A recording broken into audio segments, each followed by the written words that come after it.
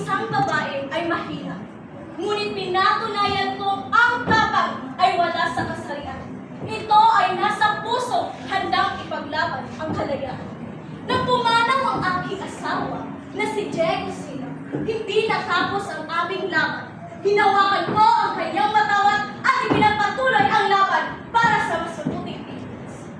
Hindi ako natakot sa panganib, sapagkat mas mahalaga ang kalayaan ng aking bayan kaysa sarili kong buhay. Maaaring ako'y binitay ng mga Espanyol, ngunit hindi nila kailanman mapipitay ang pag-asa at pagmamahal ng bawat Pilipino sa ating bayan. Kaya sa bawat Pilipino, huwag ninyong kalilimutan ang sakripisyo ng mga bayaning nauna sa atin.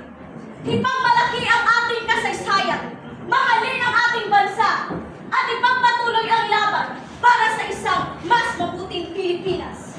Ako si Gabriela Silang, isang mandirigma